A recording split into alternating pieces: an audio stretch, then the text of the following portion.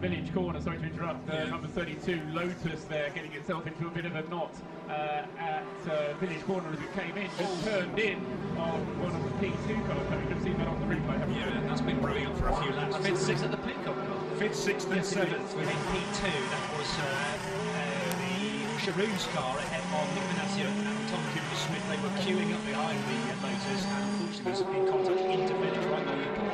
Damage to the number 32. Lead change across the start and finish line, I think.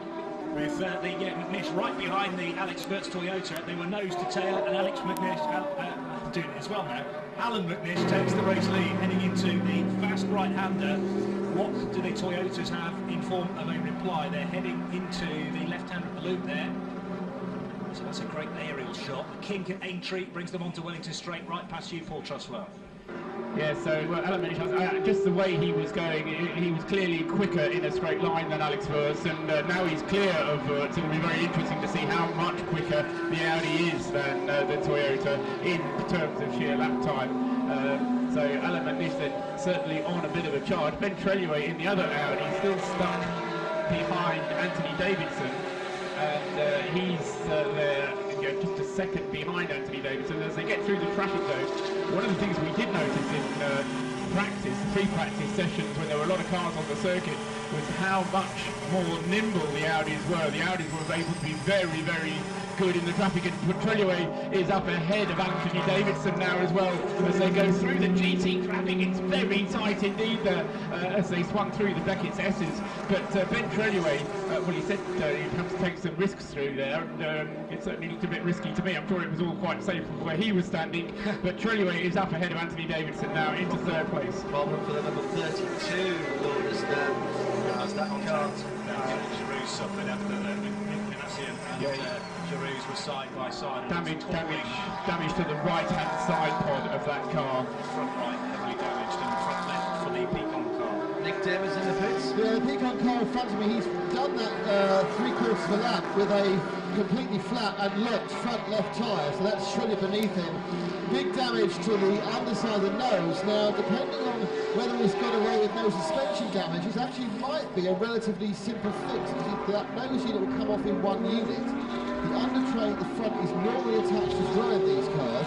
They're trying to refit the wheel, pull away the damaged front left, tyre thrown to the back, and he gets it. Then, if nothing else, and he didn't look from the accident we saw with the 32 that may be the case, they should be able to replace the nose, and the car, provided it was bodywork to bodywork, may be able to continue effectively undamaged and having lost about a quarter of a lap. Oh, sorry, a lap and a quarter.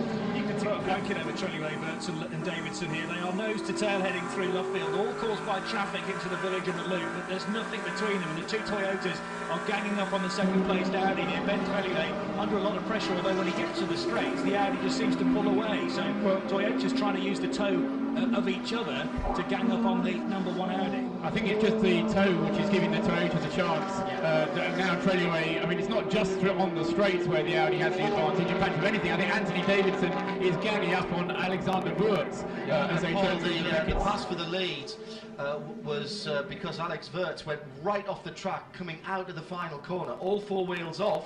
You'd normally say that that would get him a warning, but as he didn't gain advantage, in fact, he lost the lead. That may well be overlooked by the stewards of the meeting. In the pit lane, the number 50, that is the Corvette, and that is at the feet of Bruce Jones. Indeed, I was still waiting for Lotus 32 to come in, but Julian Canal in, out, tyres, fuel, and off again. Very early in the race for that. Another set of headlights coming down the pit lane. Maybe that is the Lotus, hard to tell from head on. But anyhow, Canal in the Lara car, back into the race. It's Bruce Jones down in the pit lane. We've had 15 minutes out of this leads by 5 seconds. He's on lap number 9, 2 from 1. Ben Treluay now up in second place from Alex Wirtz in the first of the Toyotas in third. So Audi 2 from Audi 1, Toyota 7 from Toyota number 8, and there's 6.5 seconds now between the top four. Best of the privateer cars is Neil Yarney in the number 12 Lola Rebellion. Johnny Kane, however, has closed into 7th position and is now just 23 seconds behind those two cars coming from the back of the grid. Lotus is in the pit lane, we'll keep an eye on that at the moment. It's Tonio Petsonia who leads in the 25 Orica in P2 by the better part of 10 seconds from Olivier Plan, the number 24 car, as 32 Lotus is going to be pushed back into its garage rather. Mike Conway in the Orica number 26 is in third in P2. Stefan Mucker from Pedro Lamy, 97 from 99, Aston Martin's lead. The GTE Pro Ranks from Patrick Pile in third position, the 91 Porsche, and there are 5 seconds between those three cars. 96 Aston Martin in the hands of Jamie Campbell. Walter leads GTE arm ahead of Alan Simonson, his teammate, by just half a second. Marco Ciocci is the best of the rest in the 61 Ferrari, and he is 8 seconds further back. Let's go down at the pit lane and pick up some news about that Lotus. Yeah, front left corner, as he reported out on the track, damage to the nose section is coming off, trying to see underneath what's damaged. Oh dear, some suspension no longer quite attached in the front left corner, I'm afraid, so that'll take rather longer. Janssen is staying on board while they work away, but sadly I think they're also waiting for the sister car number 31 to come in, perhaps to have its door fixed for the third time.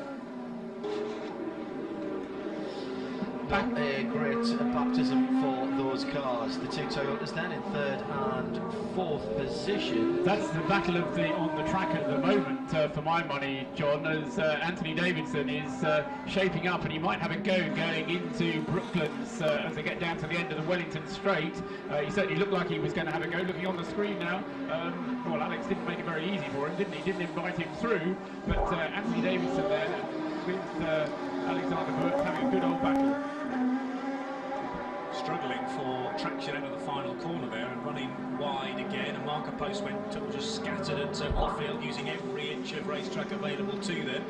And they are still nose to tail heading into Cops Corner now, the right-hander at the end of the National Straight, which heads back up then towards Port Trustwell's viewpoint, which is at Beckett's, the Maggots Beckett's and Chapel Complex. Alan McNish putting in another fastest lap there as he tries to ensure that the gap continues to rise up to 6 seconds between McNish and Treluay, first and second, and another fastest lap, 1:43.710 from Alan. Going even quicker through Sector 2 this time around on his 10th lap. The P2 battle still headed by Antonio Petsonia. That's the number 25 Delta ADR Orica Nissan. And behind that car, number 24 Olivier Pla, and number 26 Mike Conway is currently in third position. So the Toyotas have changed spots now, I think. Davidson ahead of Wirtz, yet that was at the end of Hanger Straight, up the inside at Stowe Corner. And the two Works Toyotas switch positions. Davidson already opening up a decent margin over Alexander Wirtz for whatever reason. The second of the Toyotas now struggling a touch. Can Davidson, now he's been released from his teammate, start to gain on those Audis? That's a big ask at this stage. Alan McNish brakes and the big washing machine next to him spins up. Clearly hear that. The onboard, that is one of the braking areas as he brakes into Brooklands. Now out through Woodcote and onto the National Start-Finish Straight, National Pit Straight. He is